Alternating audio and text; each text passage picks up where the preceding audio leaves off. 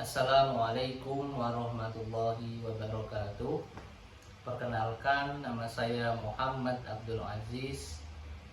Saya dari Prodi Bahasa Arab di kelas PBA 6B. Jadi dalam video ini saya akan menjelaskan, mempresentasikan apa tugas kami dari kelompok kami, yaitu kelompok 5. Jadi kami akan mempresentasikan bab 6, yaitu tentang school climate atau suasana atau iklim sekolah bagi seorang konselor bimbingan konseling di sekolah. Jadi kelompok kami terdiri dari 2 orang, yaitu saya Muhammad Abdul Aziz dan teman saya Mas Uli Al-Absor. Pertama, saya akan menjelaskan tentang apa itu school climate dan peran seorang konselor bagi school climate atau suasana yang ada di sekolah. Nah, ini saya akan menjelaskan. Nah, pada video ini saya akan membahas yang pertama, yaitu apa itu school climate atau suasana sekolah. Suasana sekolah adalah suatu kondisi emosional, sosial, dan fisik dalam lingkungan sekolah yang memengaruhi pengalaman belajar siswa dan relasi antar pihak. Nah, konselor sekolah yang andal, yang profesional itu dapat menciptakan bagaimana suasana sekolah itu menjadi suatu suasana yang aman, produktif, dan inklusif, serta menjadi fasilitator dalam menjembatani kebutuhan individu siswa dengan visi dan misi sekolah. Nah, dengan terciptanya suasana sekolah yang aman, inklusif, dan produktif, diharapkan visi dan misi sekolah itu dapat terwujud dengan baik. Nah, itulah pengaruh dari seorang konselor sekolah. Oke, next.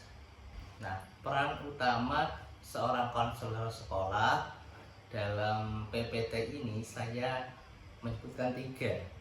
Yang pertama yaitu membantu siswa mengenali dan mengelola emosi. Jadi konselor sekolah harus pandai dalam mengenali siswa dan mengelola emosi siswa pada suatu kasus tertentu.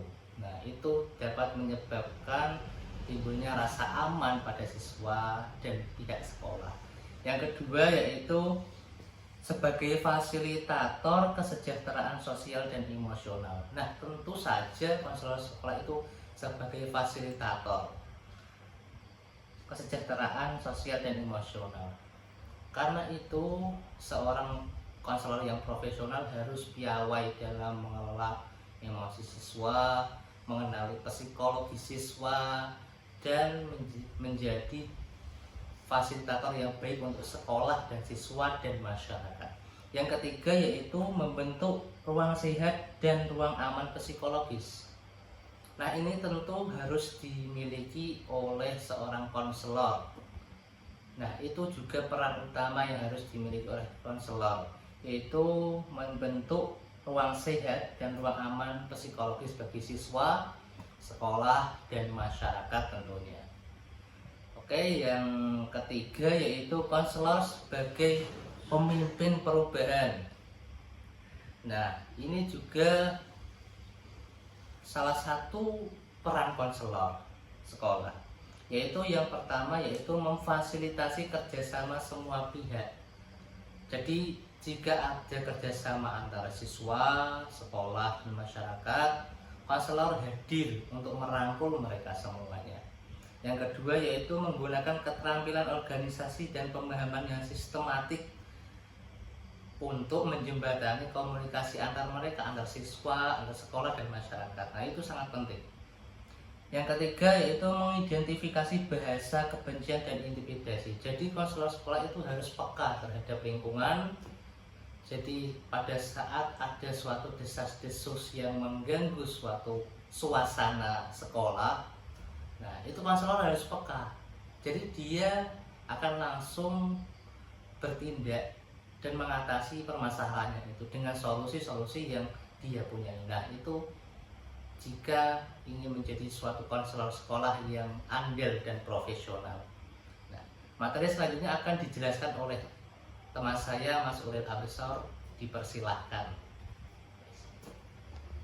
Oke, meneruskan penjelasan dari rekan saya Hadis, bahwa iklim sekolah adalah kondisi emosional, sosial, dan fisik yang mempengaruhi pengalaman belajar siswa. Maka dari itu,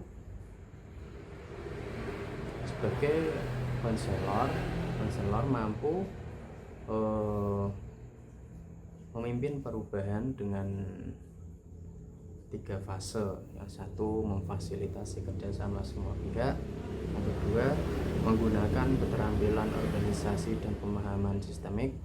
Dan ketiga, mengidentifikasi bahasa kebencian. Di penjelasan yang pertama,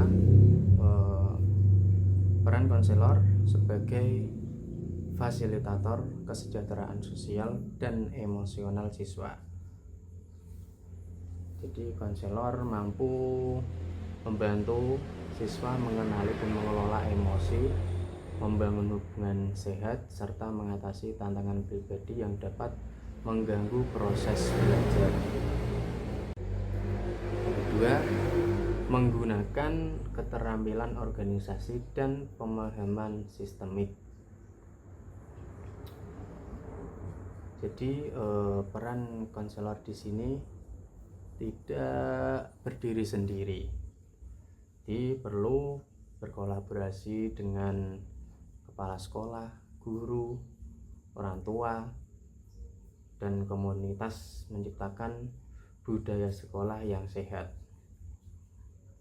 Untuk fase yang ketiga, mengidentifikasi bahasa kebencian intimidasi. Jadi sebagai konselor harus mampu